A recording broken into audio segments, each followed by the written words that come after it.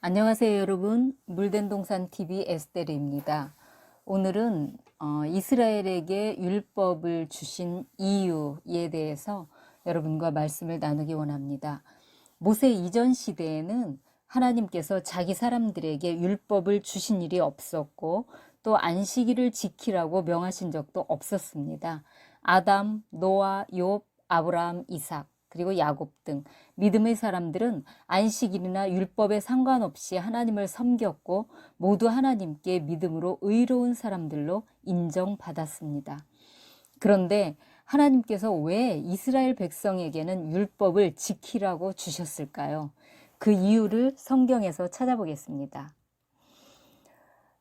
갈라디아서 3장 19절입니다. 그런즉 율법은 무엇이냐? 범법함으로 더하여진 것이라. 천사들을 통하여 한 중보자의 손으로 베푸신 것인데 약속하신 자손이 오시기까지 있을 것이라. 이스라엘에게 율법을 주신 이유는 광야에서 그들이 범법함으로 불순종함으로 더하여진 것이라고 말씀합니다.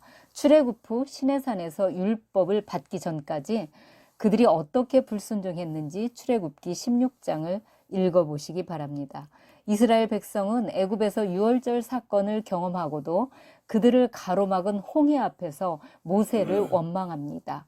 또 홍해를 육지처럼 건넌 사건을 통해 하나님의 살아계심과 큰 구원의 능력을 경험하고도 겨우 한 달이 되던 날 엘림과 시내산 사이에 있는 신광야에 이르렀을 때 애굽 땅에서 고기 먹던 일을 추억하며 광야에는 먹을 것이 없다고 모세와 아론을 원망합니다.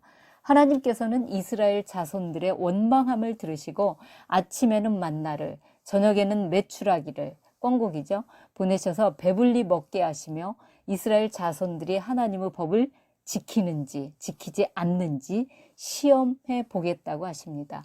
그리고 매일매일 가족들이 먹을 분량씩만 거두고 내일을 위해 남겨두지 말라고 하시죠. 그러나 이스라엘 중에는 그 명령을 무시하고 이틀까지 남겨두었다가 썩게 하는 일이 발생합니다. 또 6일째 되는 날에는 이틀분을 주시며 제7일에는 밖으로 나오지 말고 안식하라고 말씀하십니다. 안식일이 이때 처음 시작된 거죠. 그런데 백성들 중 또 어떤 사람들은 제7일에 만나를 거두러 나갔다가 빈손으로 돌아옵니다. 이들이 왜 그렇게 말씀대로 행하지 않았을까요? 하나님을 믿지 못했기 때문입니다. 하나님께서는 이스라엘 자손들이 매일매일 하나님을 의지하게 하시려고 만나를 하루 분량씩만 거두라고 하셨습니다. 그런데 행여 내일은 만나가 내리지 않을까 봐 미리 챙겨두려고 했던 것이죠. 또 제6일에는 이틀분을 줄 테니 제7일에는 만나를 거두러 나오지 말고 안식하라고 하셨죠. 그런데 이번에도 백성 중에서 더러는 7일 아침에도 만나를 거두러 나갑니다. 이런 단순한 하나님의 말씀도 도무지 귀담아 듣지 않는 사람들이었습니다. 우리말에 순하고 착한 사람을 일컬어 저 사람은 법 없어도 살 사람이야 라고 말하죠. 법이 왜 만들어집니까? 사회를 어지럽히는 자들을 처벌함으로써 사회의 안녕과 질서를 유지하기 위해서입니다. 그렇죠? 모두가 선량한 사람들만 사는 사회라면 굳이 법을 제정할 필요가 없을 것입니다. 하나님께서는 노아와 그의 자녀들 그리고 아브라함과 그의 가족들에게는 안식일이나 율법을 주신 적이 없었습니다. 왜냐하면 그들은 하나님을 믿었고 하나님의 말씀에 순종했기 때문이죠. 알아서 순종하는 이들에게 법을 주실 필요가 없었던 것입니다. 이스라엘 자손들은 달랐습니다. 그들은 출애굽 후 시내산에 이르기까지 3개월 동안 매번 하나님을 거역하며 불순종했습니다. 하나님께서 그들에게 베푸신 큰 은혜를 쉽게 잊어버리고 광야를 지나는 동안 어려운 일들을 만날 때마다 하나님을 믿고 기다리기보다는 불평불만을 터뜨리며 모세와 하나님을 원망했습니다. 시내 광야에 이르렀을 때 이스라엘 자손들은 거기서 1년 정도 머무르며 하나님과 언약을 맺죠. 그리고 모세에게 그 언약 내용을 세세하게 모두 기록하라고 명령하십니다. 말하자면 율법은 서약서에 해당하는 것이죠. 출애굽기 19장 5절입니다. 세계가 다 내게 속하였나니 너희가 내 말을 잘 듣고 내 언약을 지키면 너희는 모든 민족 중에서 내 소유가 되겠고 너희가 내게 대하여 제사장 나라가 되며 거룩한 백성이 되리라. 너는 이 말을 이스라엘 자손에게 전할지니라.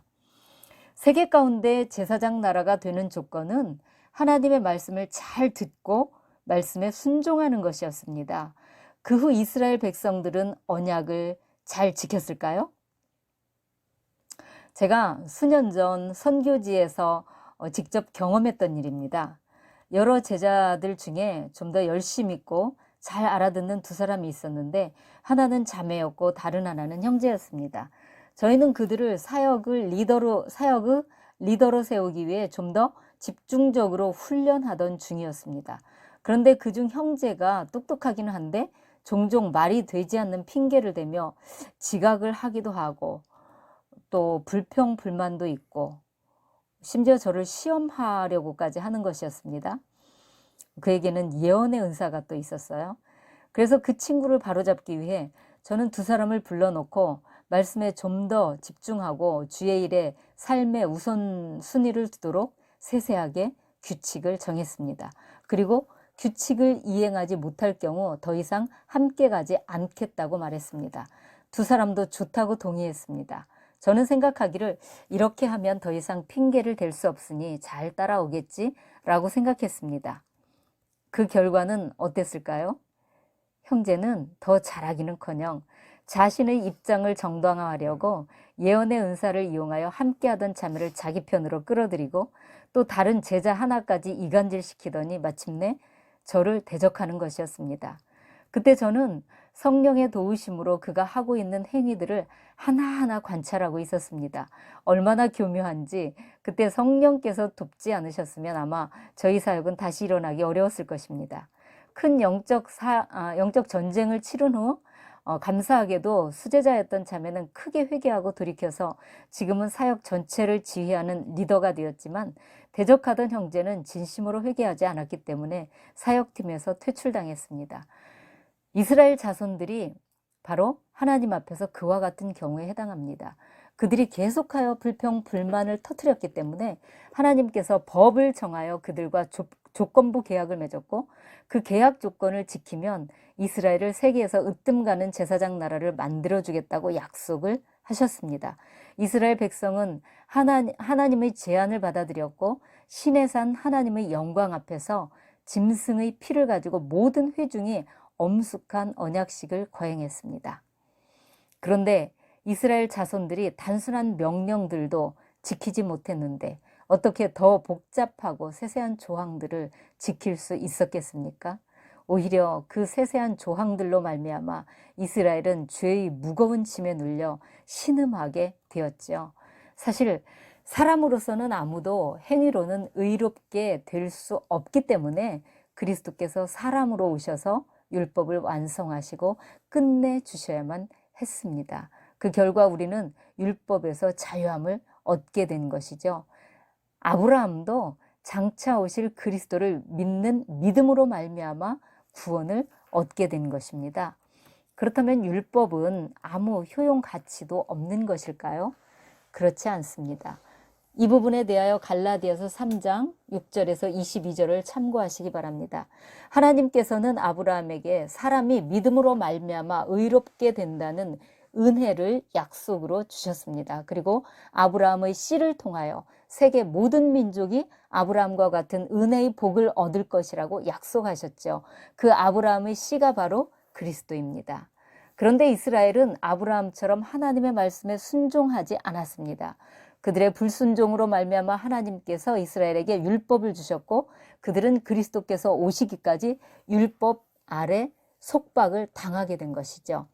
이스라엘에게 율법을 주신 하나님의 속마음은 목이 곧은 이스라엘 백성들이 자기들 스스로의 힘으로는 의롭게 될 수 없는 죄인임을 깊이 깨닫고 하나님께 나와 자비와 긍휼을 구하는 심령을 갖게 하는 것이었습니다. 그래서 아브라함에게 약속하신 은혜의 언약, 그리스도를 겸손하게 받아들이게 하려는 뜻이었습니다. 로마서에서도 이렇게 말씀합니다. 3장 20절입니다. 그러므로 율법의 행위로 그의 앞에 의롭다 하심을 얻을 육체가 없나니 율법으로는 죄를 깨달음이니라. 다윗은 율법 시대 사람이었지만 그러한 하나님의 은혜와 성령을 알았던 사람입니다. 시편 51편의 말씀에서 우리는 그것을 알 수 있지요. 이처럼 율법의 행위로서는 사람이 의롭게 될 수 없습니다. 오직 믿음으로 우리는 의롭다함을 받습니다.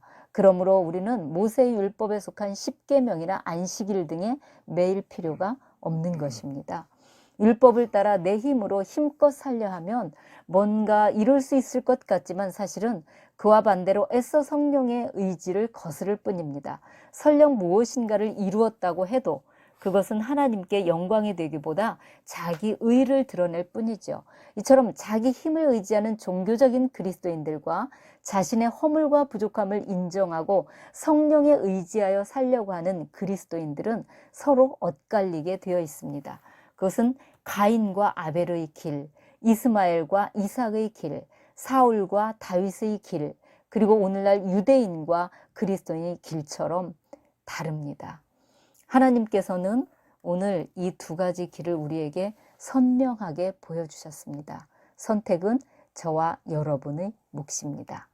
저희 메시지들을 듣고 공감하는 여러분들은 이 은혜의 길, 새 언약의 길에 사실 이미 들어와 계신 분들입니다. 그런데 애석하게도 제 주변에는 열심은 있으나 목이 곧은 분들이 너무나 많습니다. 그들을 위해 정말 기도할 뿐입니다. 오늘은 여기까지고요. 다음 시간에는 여성 사역자에 대한 성경적 견해에 대해 다루어 보겠습니다. 감사합니다.